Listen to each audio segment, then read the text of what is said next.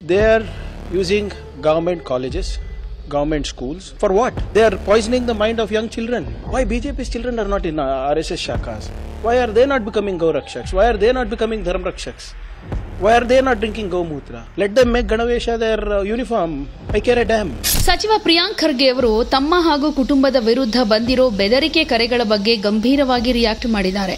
ಇಂತಹ ಬೆದರಿಕೆ ನಡುವೆಯೂ ಹೋರಾಟದಿಂದ ಹಿಂದೆ ಸರಿಯೋದಿಲ್ಲ ಅನ್ನೋ ದೃಢ ನಿಲುವನ್ನ ಕೂಡ ವ್ಯಕ್ತಪಡಿಸಿದ್ದಾರೆ. ಪ್ರಿಯಾಂಕ್ ಖರ್ಗೆ ಹಿಂದಿನ ಸರ್ಕಾರದ ಅವಧಿಯಲ್ಲೇ ನಾವು ಧ್ವನಿ ಎತ್ತಾಗ್ಲೆಲ್ಲ ಬೆದರಿಕೆ ಕರೆಗಳು ಬಂದಿದ್ವು. ನನ್ನ ತಂದೆ ಹಾಗೂ ಕಾಂಗ್ರೆಸ್ ಪಕ್ಷದ ರಾಷ್ಟ್ರಾಧ್ಯಕ್ಷ ಮಲ್ಲಿಕಾರ್ಜುನ ಖರ್ಗೆ ಅವರಿಗೂ ಕೂಡ ಲ್ಯಾಂಡ್ಲೈನ್ ಫೋನ್ ಮೂಲಕ ಅನೇಕ ಸಲ ಬೆದರಿಕೆ ಹಾಕಲಾಗಿತ್ತು. ಈಗಲೂ ಸಫ್ದರ್ಜಂಗ್ ಪೊಲೀಸ್ ಠಾಣೆಯಲ್ಲಿ ದೂರು ದಾಖಲಾಗಿರುವುದಿದೆ. ಅವರು ಬೆಂಗಳೂರಿನ ಮನೆಯಲ್ಲಿದ್ದಾಗಲೂ ರಾತ್ರಿ 1 ಗಂಟೆ ಟೈಮ್ನಲ್ಲೂ ಲ್ಯಾಂಡ್ಲೈನ್ಗೆ ಕರೆ ಮಾಡಿ ಬೆದರಿಕೆ ಹಾಕಿರೋ ಘಟನೆಗಳು ಕೂಡ ಇವೆ ಅಂತ ಹೇಳಿದ್ರು. ಇದೇ ರೀತಿ ಘಟನೆಗಳು ನಮ್ಮ ಕುಟುಂಬಕ್ಕೆ ಹೊಸದೇನಲ್ಲ. ಈ ಎಲ್ಲವನ್ನೂ ನಾವು ಎದುರಿಸ್ತಾನೆ ಬಂದಿದ್ದೀವಿ. ಕುಟುಂಬದ ಇತರ ಸದಸ್ಯರಿಗೆ ಕರೆಗಳು ಬಂದಿಲ್ಲದೆ ಇದ್ರೂ ನನಗ್ ಮಾತ್ರ ನಿರಂತರವಾಗಿ ವಾಟ್ಸ್ಆಪ್ ಕಾಲ್ಗಳು, ಬೆದರಿಕೆ ಕರೆಗಳು ಬರ್ತಾ ಇವೆ. ಎಫ್ಐಆರ್ ದಾಖಲಿಸುವ ಅವಕಾಶ ಇದ್ರೂ ಇವು ಎನ್ಕ್ರಿಪ್ಟೆಡ್ ಕಾಲ್ ಆಗಿರೋದ್ರಿಂದ ಟ್ರೇಸ್ ಮಾಡೋದು ಕಷ್ಟ. ಹೀಗಾಗಿ ಭಯ ಪಡೋ ಪ್ರಶ್ನೆಯೇ ಇಲ್ಲ.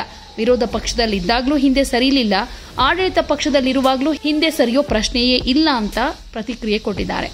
ಇನ್ನು ಆರ್ಎಸ್ಎಸ್ ಹಾಗೂ ಕೆಲವು ಬಲಪಂಥೀಯ ಸಂಘಟನೆಗಳ ತತ್ವ ಸಿದ್ಧಾಂತಗಳ ಬಗ್ಗೆ ಕಿಡಿಕಾರಿದ್ದಾರೆ. ಇವರು 100 ವರ್ಷಗಳಿಂದ ಹೀಗೆ ಬೆದರಿಕೆ ಹಾಕೊಂಡೇ ಬರ್ತಾ ಇದ್ದಾರೆ. ಗಾಂಧೀಜಿಯನ್ನು ಕೂಡ ಇಂತಹ ತತ್ವಗಳಿಂದಲೇ ಬಲಿಯಾಗಿ ಮಾಡಿದ್ದಾರೆ.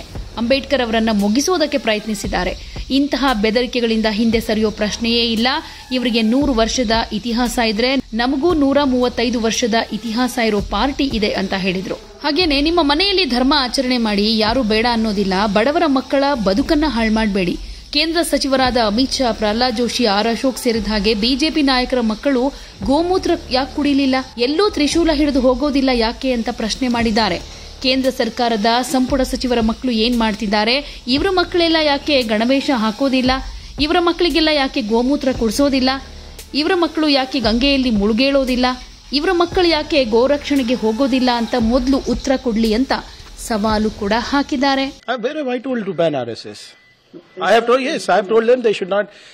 They are using government colleges, government schools, government universities, government grounds, archaeological sites. For what? They are poisoning the mind of young children.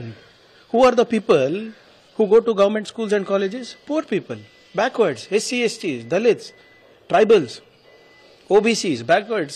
And for them, you are indoctrinating religion into them. Whom I have to pray to, what I should eat, what I should wear, my parents will teach me at home. In schools, they are supposed to learn. They come there for education so that they can get out of poverty. How come, if this ideology is so good, why BJP's children are not in RSS shakas? Why are they not becoming Gaurakshaks? Why are they not becoming Dharmrakshaks? Why are they not drinking Gomutra? Why are they not in shakas? Why is this philosophy only for the poor? And why in our schools and colleges? Let them go do it. They have so many private institutions, right? Let them make Ganavesha their uniform. I care a damn.